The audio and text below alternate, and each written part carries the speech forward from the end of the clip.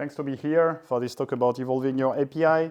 I'm Nicolas Frankel. I've been a developer for a long time, and I got enough of projects. I've got enough of project managers. I had enough of customers, and them changing their mind all the time, of managers, and I became a developer advocate. So now I can do whatever I want, and I'm paid to drink beers with people, right? That's how you imagine developer advocacy. Yeah, that's fine. So if you are here, probably you developed or you plan to develop an API.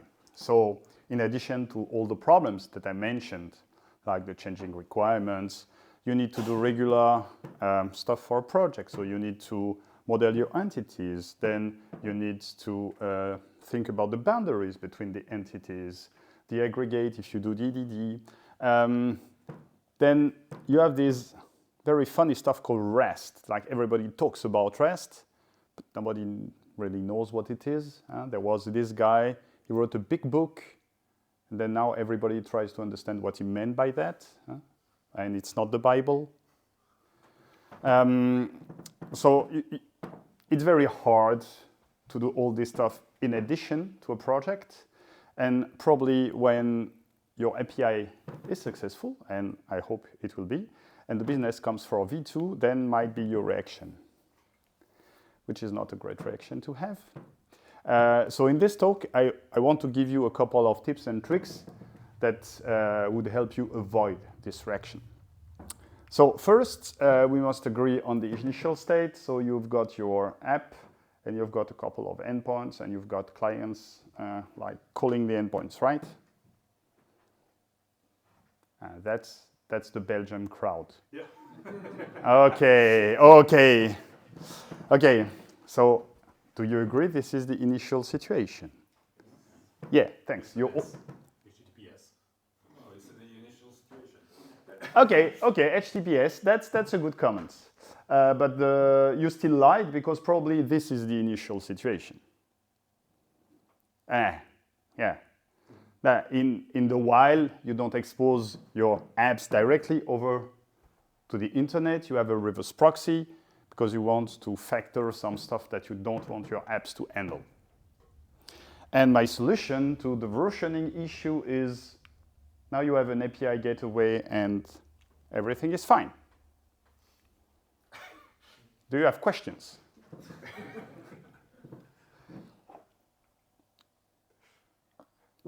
Okay, this is the Belgian crowd. Okay, so I will try to explain you what the difference, in my opinion, is between a reverse proxy and an API gateway, because, again, you find very different definitions. So in order for that, I will need to get back a long time ago, when perhaps you were not born. 1995. Close. But each year, you know, it draws closer to people not being born when I'm doing this talk. So yeah, I started to use the internet a bit before 2000. Fun fact, I didn't study computer science at the time. I was studying architecture, like the real one, how to do buildings. And still, I was super interested in how to do that. So I created my first website. At the time, we already had images. I know some people, perhaps some of you didn't use images. Yeah, that was even before. But I was happy I had images. I had this crappy feature where you could put a MIDI file at the root of... That was a really shitty user experience, right? Who did it? Yeah, everybody we knew about it did it. Hey, we can do it, it's so fun. Completely userless, but fun. No style sheet at the time. It was raw HTML. So basically, I wanted to have very nice, like with buttons with a bevel effect. So I used tables like everybody did. Well, is there any JavaScript developer in the room? So I let you decide whether this is a good thing or a bad thing, but at the time there was no JavaScript. So everything was server-sided. And there was no YouTube and no tutorial. So how did you learn HTML? Well, you looked at other sites and you checked how they did it. For for the fun fact, I use something called Hotdog Pro. I don't know if anybody of you knows about it. Yeah, that was the height of IDE at the time. Basically, you had buttons. You could click on the button. It would insert the tag. Right, but you would have to remember to close the button, to click the button again to close the tag. And then came Dreamweaver, and it made our life so much better and our HTML so much worse. But that's another thing. At the time, I didn't think about it. I was told, hey, you just use this FTP Explorer, you put your file there, it works. But on the other side, there was a server, right? And I think I remember it was, unfortunately, Microsoft, IaaS. It was not Apache, but still. So I put my stuff, and that was the idea behind the server. The web server was meant to serve static content, HTML, MIDI files, and images. But it was not enough for some people. Actually, somebody decided, oh, I want to have the date and the time inside of the page, which was, again, completely useless. But there were other use cases which were much more interesting, like I want to have the last updated timestamp inside of the page, and that made a lot of sense. So instead of having to do that every time, we should script that. At the time, the only language that was widely available on servers was Perl. Yeah, I don't know Perl, so I cannot comment, but let's say that I probably wouldn't have learned it at the time. And the biggest issue is, like, I assume everybody here comes from a Java background. I mean, no. I learned Perl. You learned Perl. What are you doing at the Java user group? Because I abandoned it. So now you are doing Java. Also sometimes. Okay, so you are familiar with Java. I'm not saying you are an expert. So everybody is familiar with Java here. And this idea of a language generating a language is pretty crappy, because even if you can manage the complexity when you actually write the page, the maintenance is horrible. That's why we had GSPs and not only servlets, because it's so much easy to just write the tags that are dynamic and the rest is just regular HTML. And that's the idea behind PHP that started as a module of Apache Web Server. So you just write the dynamic tags, and the rest would just be like copy-pasted. That was really, really nice. And yeah, just remember, if you encounter any PHP developer, PHP means personal homepage. And it's true, I kid you not. So it's not hypertext preprocessor. They actually renamed it because it didn't look that cool. It's personal homepage. And that's how it started, as a geek wanted to do this kind of stuff. And then the web started to become more and more popular, because it was not only about geeks having their own website, it was about companies wanting to have an additional communication channel to their customer and prospects and whoever. And if your site, your own personal website, goes down, makes you grumpy, it decreases, it resets your uptime, but otherwise, nothing. If you are a company, it impacts your image. If you have a crappy website that goes down, it impacts your image, so you don't want that. So people thought about how can we provide reliable websites. And then that somebody decided, okay, we will have another layer of web server, a first layer of web server, that would actually just direct the traffic to the web servers that are up. And incidentally, if the load is too big, then it can load balance between the nodes. So this first layer of web server was actually not serving anything. It was just there to load balance. And you know the story, it became more and more popular, and the era of intranet and extranet and whatever net started, exploded. Everybody wanted their own intranet. And then for special person, you had extranet. And it changed a bit, the first layer of web server. Now it was not only about balancing between similar nodes, it was about routing between different nodes depending on something. So you added another responsibility again. And that's, in my opinion, the evolution of the web server. Like you served static content first, then you served dynamic content, then you load balance, and finally you route it. And notice that, again, the two last responsibilities are completely unrelated to serving anything. And then when you have this second layer of web server that doesn't serve anything, then if you are an architect or an IT architect, or I don't know how you call it here, then it's easy to see, oh, we can remove a lot of stuff from our apps and put it into this layer. Huh? Like we can factor these cross-cutting concerns. And in parallel, we had another evolution, is we wanted to share data with other organizations. And of course, at the beginning, we used our faithful friend, the FTP server. So we sent a file, and on the other part, there was a bad job watching over the file, over the folder, and I don't know, every hour, twice per day, once per day, would run the batch over the file and rename it to done. That's how we integrated data at the time. But it was not super efficient, it was asynchronous, and we wanted to have the results immediately. So that's why we invented APIs. The problem is there is a high chance that my tech stack is not the same as your tech stack. So the only common factor that we had at the time was HTTP. And you couldn't rely on remote EGBs because the other organization would use .NET and would laugh at your EGB scrap.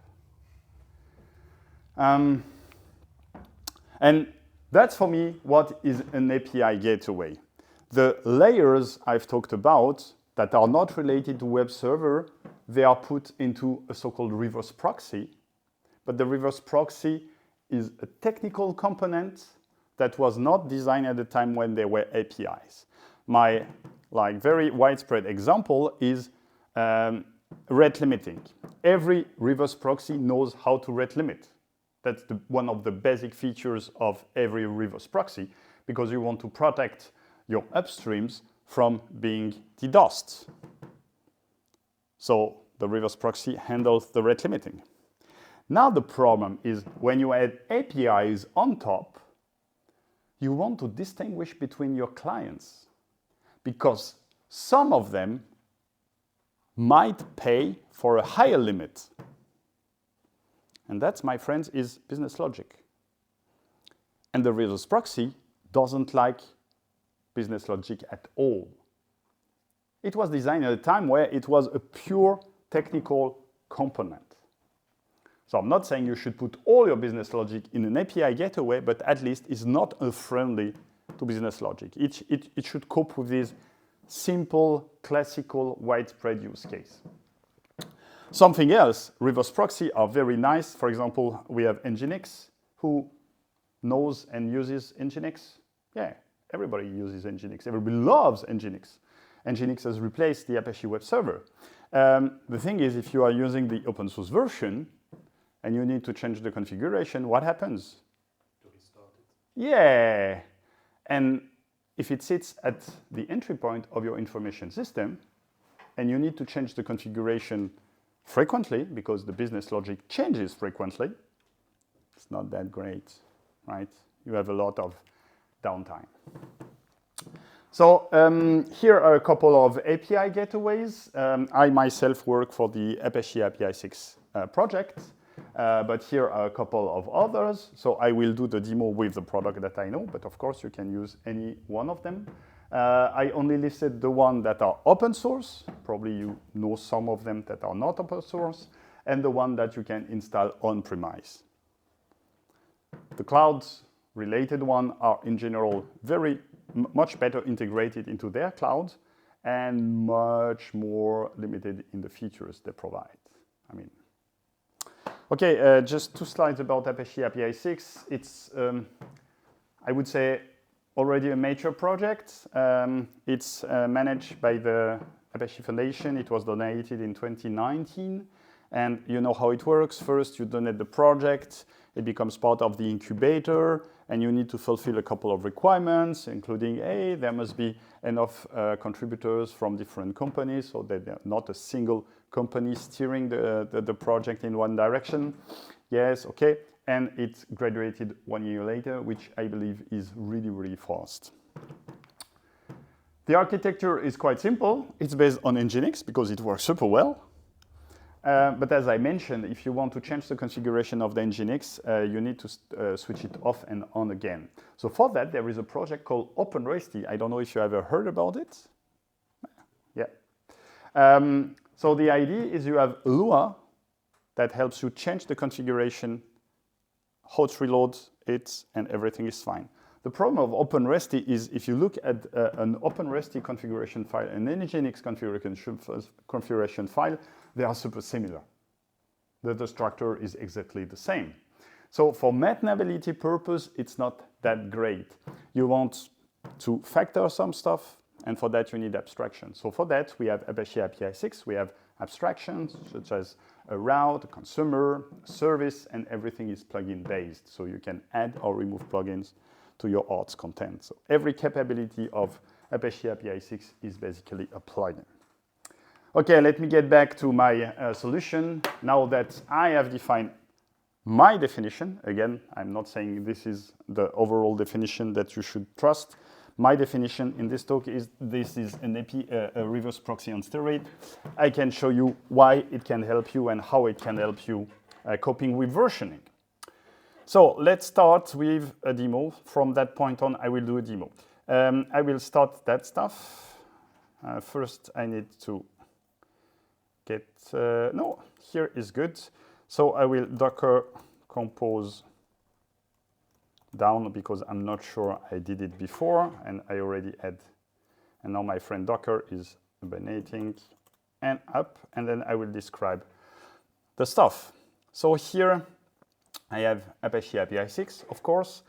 Apache APISIX stores its configuration in etcd. etcd is a key value database that is distributed, and that's the same one that is used by Kubernetes. Normally you should, of course, because it's distributed, you should at least have 3 nodes in odd numbers, but here it's a demo, so I have a single one. And I'm not using HTTPS, I'm using regular HTTP to avoid all the crap around. I have the dashboard I can show you. I want to show you how you can monitor Apache APISIX. So you have Prometheus that will scrap the metrics of Apache APISIX, and I have Grafana to display them. And then I have the applications that I want to demo. So I have the old API and I have the new API. And the old API is a Spring Boot project with the latest Spring Boot version.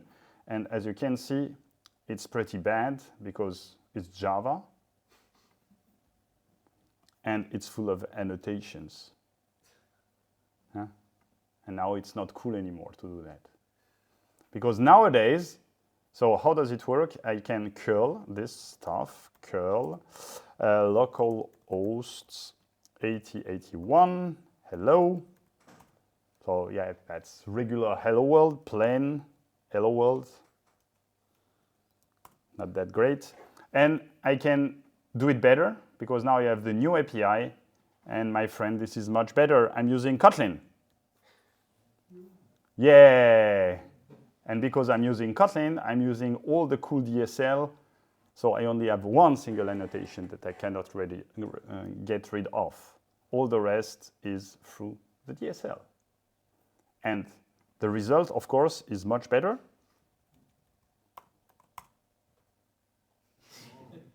Amazing, right? So the idea is to move from the old API to the new API without breaking too many things.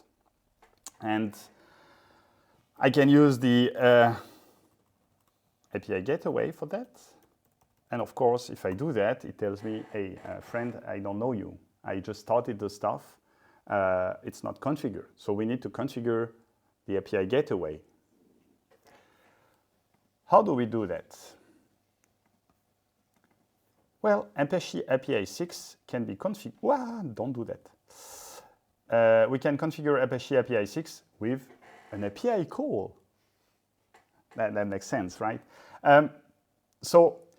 Notice that here we have a dedicated port so that if you expose your API gateway to the outside world, which is normally what you should do, the admin ports should be hidden. You only expose the regular, the public port. This is the route, which is the admin API. We use the verb put, the method put with ID1, so we'll create a route with ID1. And because still we don't want everybody inside of the company to be able to configure the API gateway, we have an API key. There are multiple ways to secure the admin API, but here I'm using the simplest one. I'm using the API key, and it's even simple because it's the default value, which of course you should never ever do, right? Then we have a name. This is optional. Then we have an URI. What you don't see is you have a method, an HTTP method, and basically if the URI and the method, and in that case it's star, so it's everything match, then Apache APISIX will forward the request to the upstream.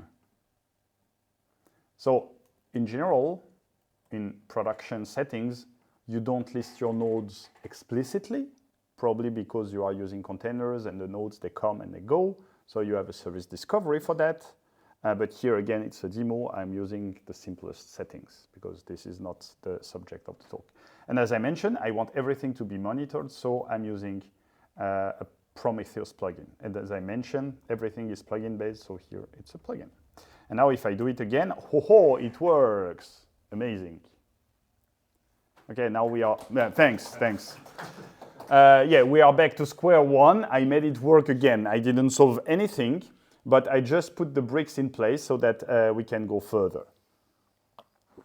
So, my biggest problem is it's not my API so far is not versioned. So the first step that I need to do is to version my API.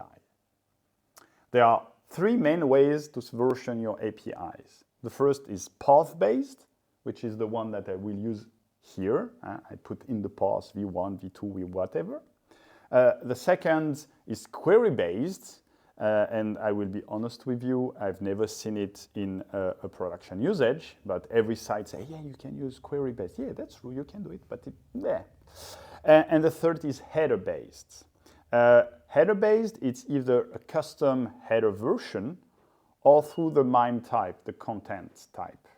You have these application JSON plus VND v1, vendor v1. Here I will be using path-based, but all the three methods that I have listed, including query-based, are supported by Apache APISIX. So how do we do that? Well, we configure the API through an API call. But here I will try to be smarter. Here I created everything in one go, and as I mentioned, the idea is we can use some abstractions provided by Apache APISIX. For example, we can create the upstream, and the upstream can be reused across several routes. So that's what I'm doing here. Is I will try to be smarter. I will use this stuff to create an upstream. So it's same port, same key, but here it's another route that allows me to create this upstream. Again, the name is optional. The important port is this one, but names allow us to recognize them easily. The second stuff is, in the first route I created, I had to set the plugin, the Prometheus plugin, explicitly. So if I require a user to set the plugin explicitly, how long does it take until somebody forgets it and until this exact route is the one that will need debugging? That's too common. So I want to say, okay, by default, I want every route that is ever created to have this plugin. And this is the idea behind global rules. So I create a global rule and I say plugin. And finally, I will create the version routes. So I will create it and then I will do it in one go. So I create route number 2 and I reference the upstream ID that I created previously. But I need to do something before. Because now that I have a path, then if Apache APISIX receives v1/hello, by default it will forward v1/hello. And the app doesn't know about v1/hello, it only knows about hello. So before I forward, I need to remove the prefix. And that's this ID behind this plugin config. And again, this plugin config is an abstraction, and I reference it here. So I've created an upstream, I've created a plugin config, and I can create a route referencing the upstream and the plugin config. And now normally, if I did my job correctly, I can do that, and it should work. Amazing. Bruxelles. So now I can show you, not this, I can show you the dashboard. And of course, it's not admin. Again, it's a demo. So we can see my 2 routes. We can see my upstream, and we can see my global rule here. Here you can also check the JSON that is stored in etcd. You can change the JSON. So basically, this is under the cover using the API, but if you have, I don't know, like business users, you can allow them to use it if you really want. But for real admins, you should use this stuff. Okay, great. But now we have a problem. Now we have 2 routes. And the problem is people, they will keep using the inversion route because they are lazy. I mean, we are developers, right? And newcomers might also continue using the inversion route because they don't know better and perhaps there are less characters to type and it's much better. So we need to cut this route out. But the problem is we cannot contact our users because we don't know our users. Because when you delivered your magnificent Hello World API to the world, you didn't think about, or worse, somebody said, oh, but if we make people register, it will create too much friction. And it's true, because nobody wants to give out their email. But now we have a problem. So the only thing that we can do is to say, okay, we will use our faithful friend of 301 and redirect people to the correct stuff. So how do we do that? Through a plugin.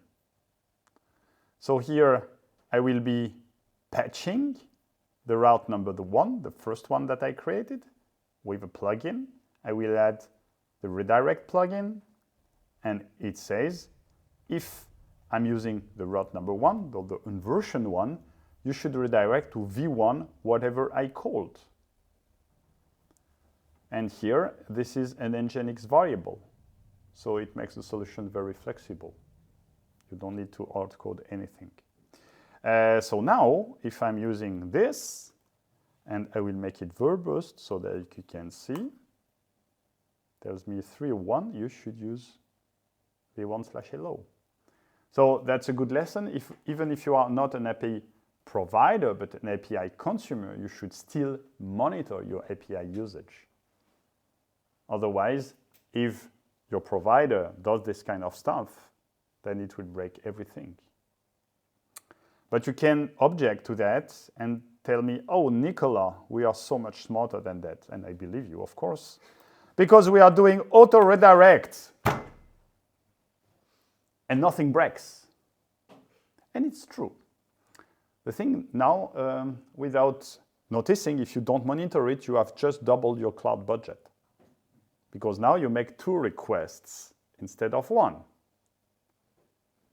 So again, please monitor your API usage. Okay, so my problem was I had to break things because I didn't know my users. So now perhaps it's time to make people register, but the objection still stands. Nobody wants to register. Who wants to give me their emails? But if I give you some good stuff, you might give me your email. So if you are doing marketing, then we can provide you with something free in exchange for your email, something that also benefits you and benefits me. So the long term is I have your email and I can send you technical data when we change the service, whatever. But as a short-term incentive, I can say, okay, if you give me out your email, you can continue using the service unlimited. If you don't, then you can still use the service because I'm the nice guy. Look. But I will rate limit you. And makes sense, right? It's not a hard stop, it's a soft stop. And for that, unfortunately, I didn't find any plugin for that. So I did what every developer does. I copy-pasted stuff, and I adapted it. Is there any Lua developer here? Good, I can show you the code then. So I used one of the rate limit plugins, and I added my own custom code, which is 10 lines. And 10 lines, I can do that, even if I've never written a single line of Lua in my life. So basically what I will be doing, I will be checking if there is a key. So here, the step further, I will use one of the authentication plugin of Apache APISIX, and that is self-contained. It manages the authentication through an API key, through a header. So if you send a header, APISIX will check if this header is bound to a user, and if it's bound to a user, it will authenticate you with this user. So here I'm doing the exact same stuff. I check if there is a header. If there is no header, I continue the logic. Otherwise, I check inside the KeyAuth plugin, the one I will be using, and then I check if there is a consumer. That's how we name the user in Apache APISIX. An authenticated user is a consumer. And if I find somebody, then I return immediately, so I skip the rest of the rate limit logic. So in 10 lines of code, I managed to do something that I wanted, even though I'm not a Lua developer. So now if we do that, so here it's the same configuration as the regular rate limit plugin. So basically, if I call it for more than once in a 60-second time window, then I reject the code with 429. The default is not great, and with this message. And now, if we can try to do that, so v1, I can remove this.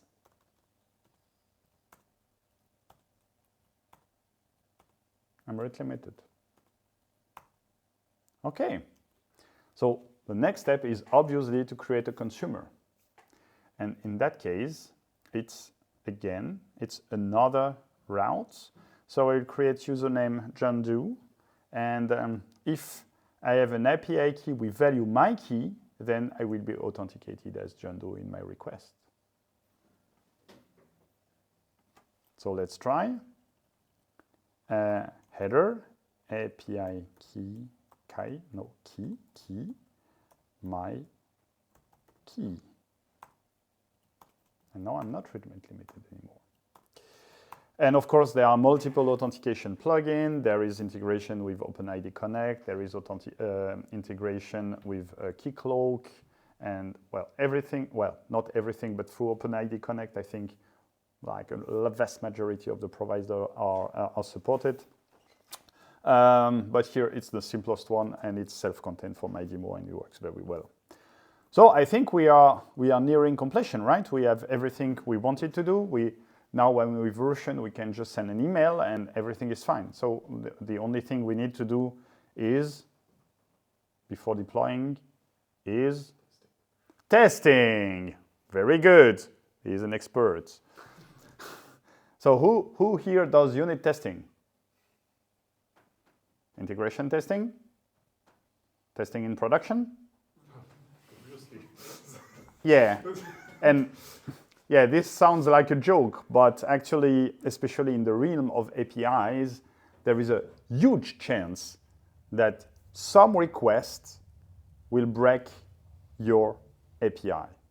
Because whatever your test harnesses, it cannot reproduce every single payload that your user will creatively send you. So you will need to test in production at some point. So in general, when you say, oh, test in production, you say canary release, but before we do canary release, we can do slightly better.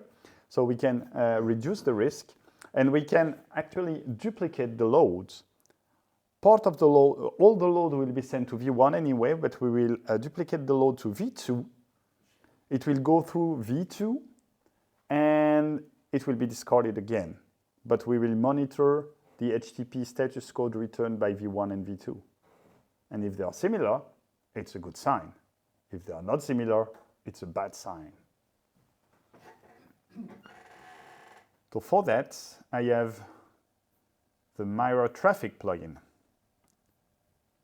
And here, I will stop a bit, and I will pat myself on the shoulder, because when I started doing this demo, it didn't work. And now it works, because I've talked to the product managers. I'm very happy about that, because I don't like talking to people. The problem is that every plugin has a priority. Why? Because Apache APISIX needs to apply the plugin in a certain order. And the priority was previously hard-coded. Spoiler, it's still hard-coded. It's not a problem. And the problem is that the proxy Mira, which actually forks load, ran before the proxy rewrite. So the V2 received v1/hello. We want the proxy rewrite, the prefix removal to run before. So now what you can do is you actually override the priority. So there is this default configuration file with every priority. Here I have copy-pasted just the real part of it, so we can see that the traffic split has priority 966, hard-coded.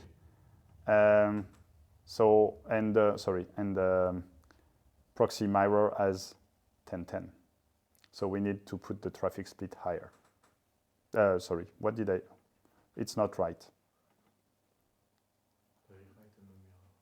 That's not right, but it works like this. So perhaps I copy-pasted badly here. But now the proxy rewrite executes before the proxy Mira. And now if I do several calls,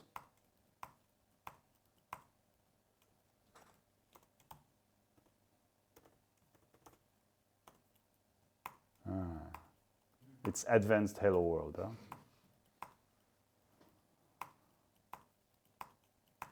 Now we can check Prometheus. So of course, in regular shops, you wouldn't just check.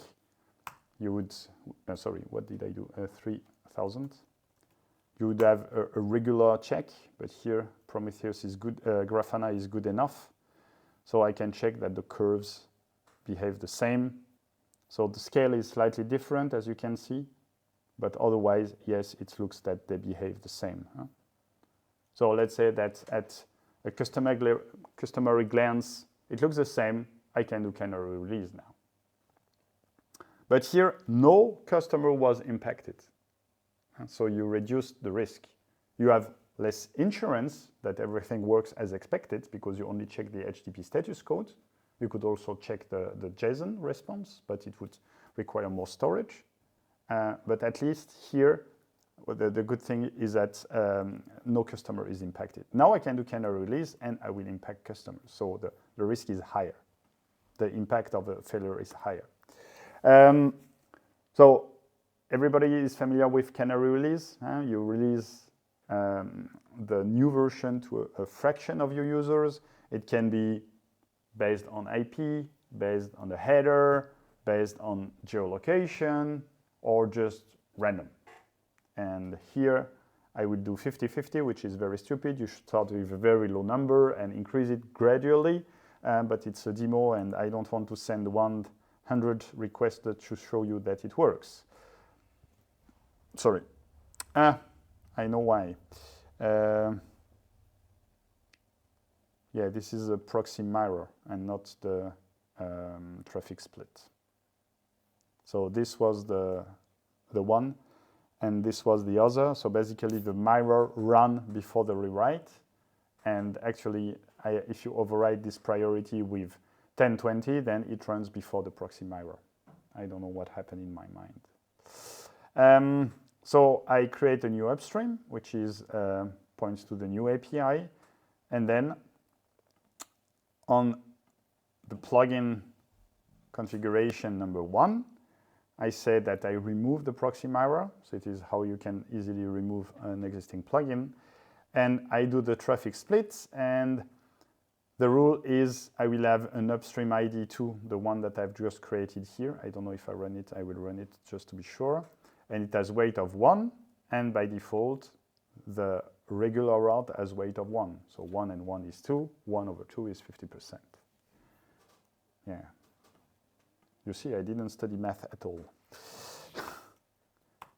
So normally, yeah, 1 over 2 should be 1 to the V1, and 1 over 2 should be to the V2. It is worth as expected.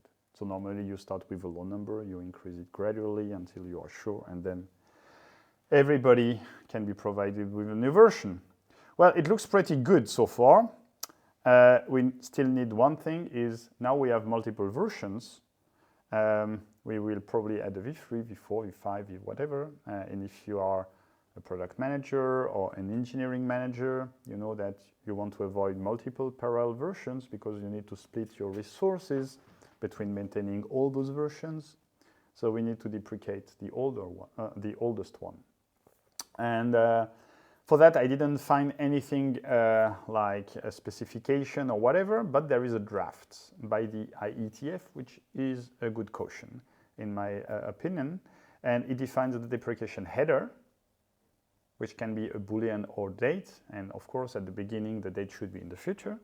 And in the demo, I will use a Boolean, which is pretty stupid. You should always use a date, but I'm lazy. Then you have a header link that points to the resource to use. And if you are really, really nice, you have a sunset header. So deprecation means at this point, this endpoint won't be supported anymore. And sunset means it won't be there anymore. It's like in the GDK, first you announce something will be deprecated, and a couple of versions later you remove it. So here it's the same. Well, that's one of the easiest one because it's just headers. So we can use, sorry, I need to create the V2 routes, and I will deprecate the V1 routes. So I remove the traffic splits, and I just rewrite the response by adding headers. So I add deprecation true, and I add the link. And as I mentioned here, I can reuse some of the Nginx variables, so nothing is actually hard-coded. And when I do it, I use the V1, and it must be verbose. And where is it? Did I do something? Did I run it? No, I didn't run it. So you have a Boolean again, don't do that. And here you have the link that the user needs to use to use the new version. So here it's not a 301. You are telling your user, hey, be careful, at this date it will be deprecated. And again, if you are a consumer, you should look out for your headers, because this is exactly how your provider can communicate with you through HTTP headers. So if a new one appears, then there should be something fishy. And last but not least, last step, enjoy. I believe that if you implemented all the tips and tricks here, that probably should be your reaction for the V3. The good thing is that, of course, now that you know the trick, if you plan to do an API, you can implement them before. You can plan for them. But if you already have an unversioned API, then you can apply them afterwards, like I just did. It will be a bit bumpy. You will probably lose users. You will probably anger some of your users, but it's the best path possible. Thanks for your attention. You can follow me on Twitter, even though I think it's dead. You can follow me on Mastodon or Blue Sky, because I don't know what will win in the end. If you are interested about the source codes, everything is on GitHub. I'm just using a bit.ly link so I can see how many people did actually use the link. And it's in general very low, which is okay. It's just a good metric for me. And if I got you interested in Apache APISIX, then you are welcome to have a look.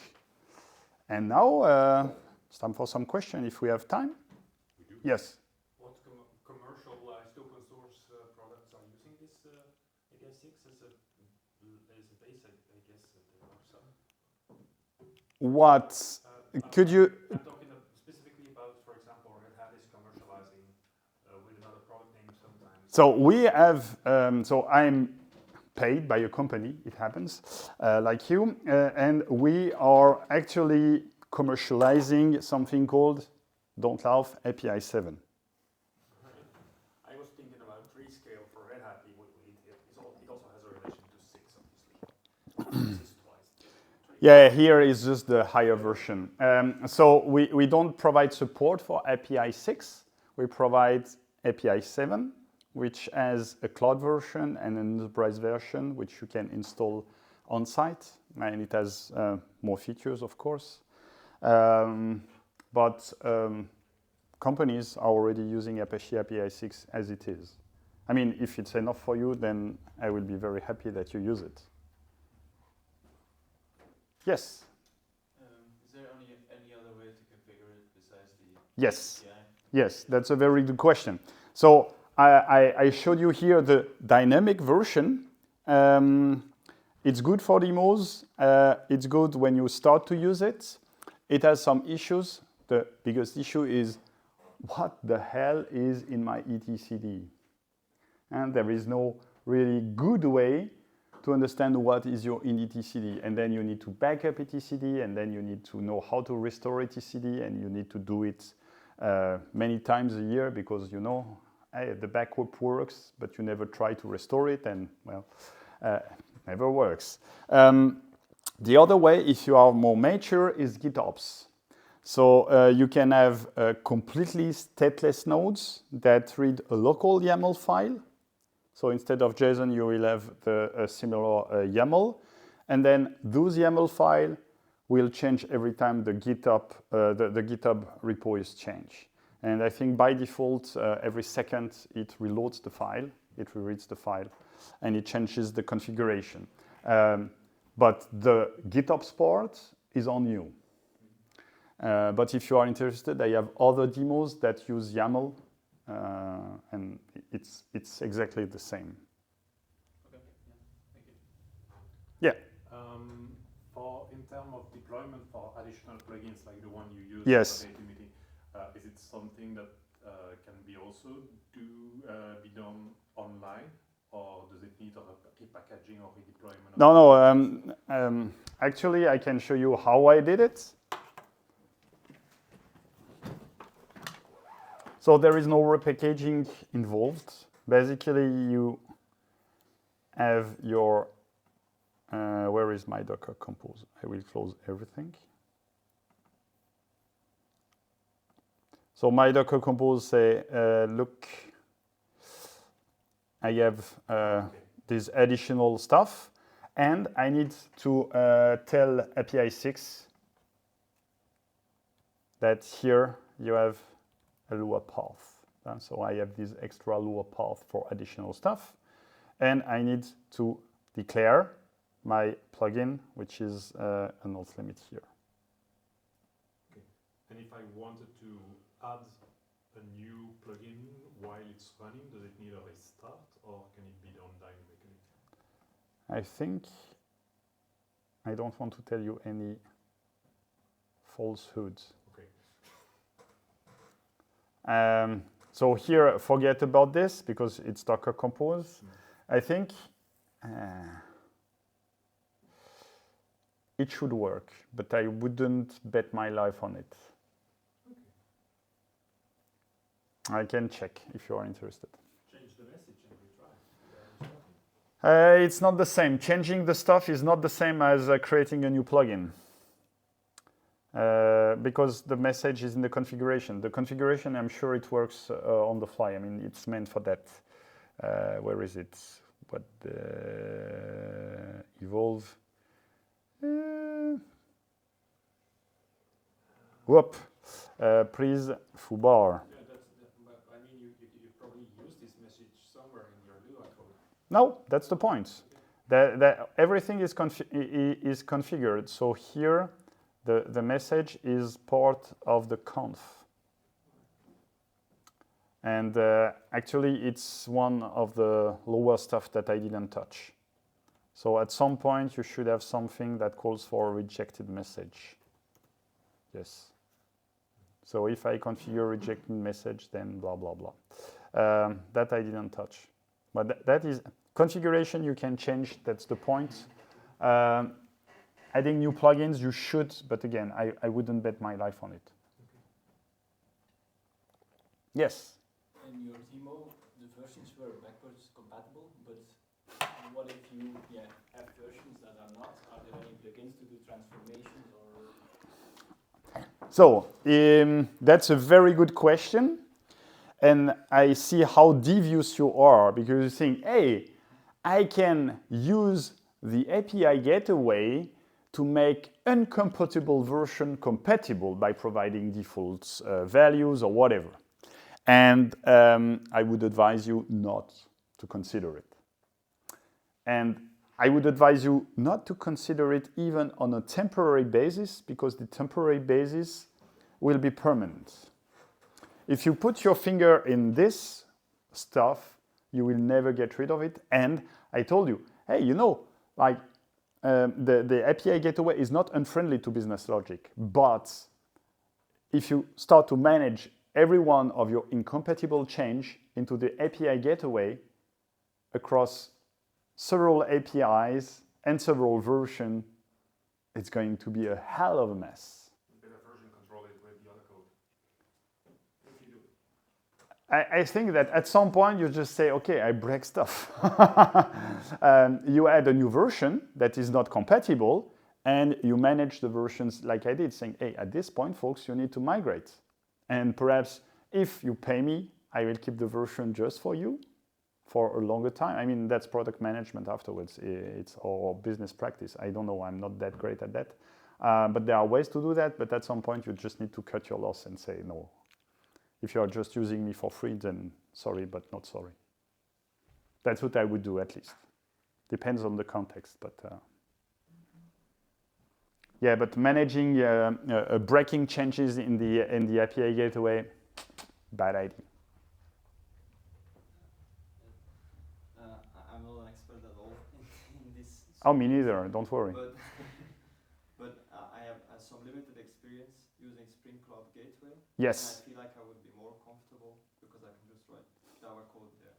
And that's... I don't know how it compares to this and how you... That's the only API gateway that I actually evaluated, and I've written an article on that, so I'm very comfortable telling you stuff on this. All right. And The stuff is the following. If you are a Java developer, that's very cool and dandy, you write your own Java code.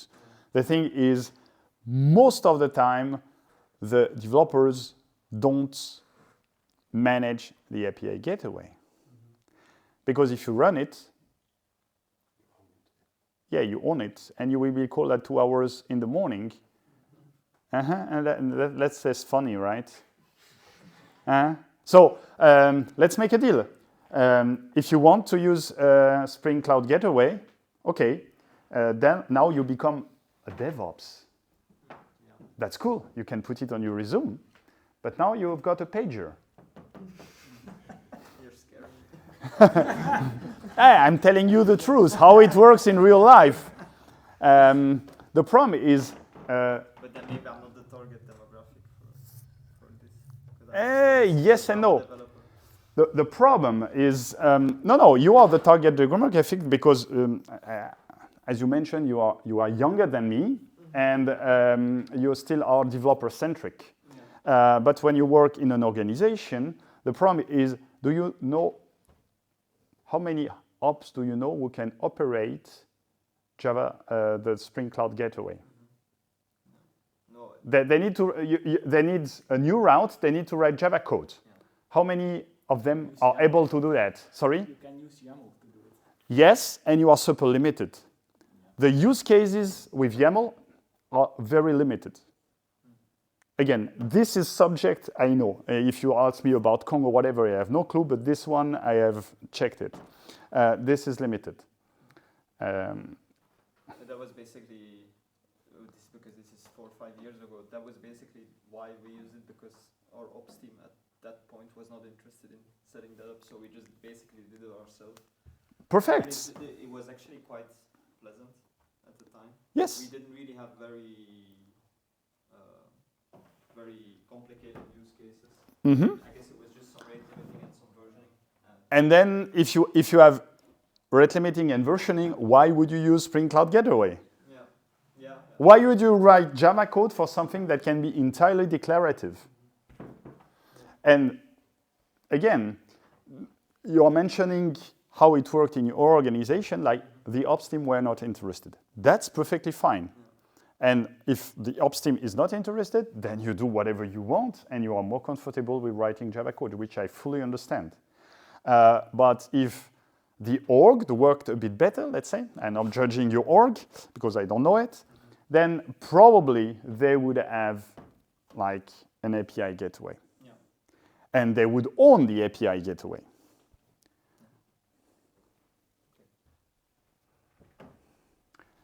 What can happen is you have multiple layers of API gateways. You can have like a company API gateway that is owned by the ops team, and inside every team can have their own gateway for more granular interactions. So everything is possible. The thing is, most of the time we tend to be like centric to our role or to our team or to our organization. But when you do some consulting, you understand that there is not one size fits all. So Apache APISIX is meant for most of organizations. They have an ops team, they want to deploy it, they want to maintain it, and they cannot write Java code and compile Java code and package Java code and yeah. Make sense? Yep. Thank you. Yes. Yeah, one more. Yeah, I mean it's free. Speaking of free, in your commercial offering, do you connect the what you call in the canary demo to like some form of automated canary deployment feature that kind of brings this to? I don't know the Apache commercial offering. I will be very open with you. I don't know about our commercial offering. I am very happy to be paid to talk about an open source project. Now, if you are interested in the project and if you are interested in the commercial offering and how they compare, then yeah, give me your email. It's above Sorry? It's above my pay grade, but Connect me with your with somebody above your pay grade. That's fine. Preferably someone with decision power to buy it. At some point, unfortunately, yes.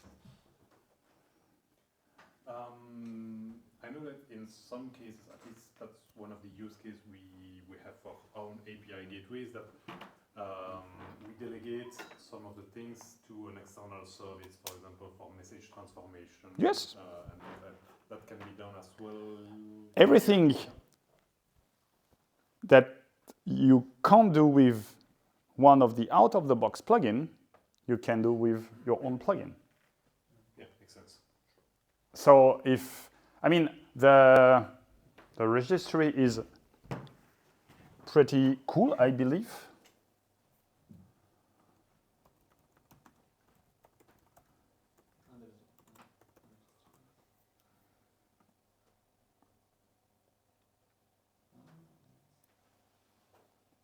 So they are in different categories.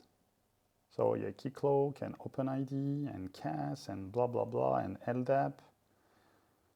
And yeah, if something is not enough for you, These are official ones, and there are also unofficial ones.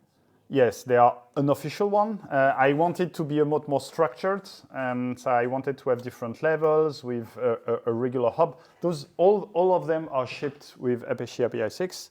Some of them are disabled by default, but all of them are shipped. I wanted to have different levels, but at this moment we don't have enough resources to handle such a project. So if you can find them over GitHub, but then it's your responsibility. You need to understand what they are doing. I know that one of my colleagues wrote a plugin that is not part of the distribution that allows you to chain several calls, so that you call an API, you get a payload, and you can use this payload to call another API, and then you get a payload and it makes a chain. And it's very useful in situations when you need to call multiple APIs in a row and pipe them together. But this is unofficial. But it still works. But they have not been tested thoroughly, and they haven't been tested in production and this kind of stuff.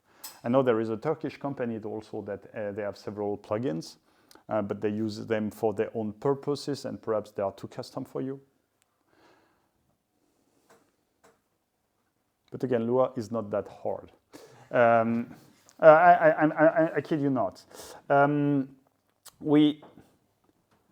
The project claims to support multiple languages, and I just want to push back on that. So we said that we support Python and Java and whatever. The support is not super great. I tried with Java like 2 years ago, and the developer experience is really, really bad. So I would really advise you to stick with Lua, or to compile to WebAssembly. And then we have a WebAssembly plugin, and then it works really, really super well. Like we have a web application firewall. I don't remember the name, but it has been compiled to WebAssembly. It's an external project. They compile it to WebAssembly. You load it inside of Apache APISIX, and you've got all the features of the WAF. And it's really, really cool. And I'm pushing also the product to remove the support for all the languages and only support Lua and WebAssembly. And for us, it would be much, much easier and better, and for the community as well, because we can really put the resources where they are useful. Make sense?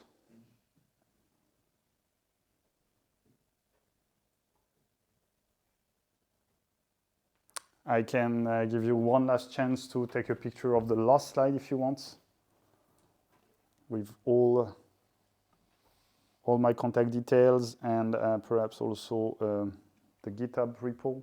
You don't need to just to please me. It's just an opportunity. It's up to you. What is it programmed in? APISIX? It's Lua. It's Lua. Yeah. So it's like an additional layer over OpenResting. Okay. Yeah, reading the code is not that fun. It's a dynamic language. It's well. Yeah.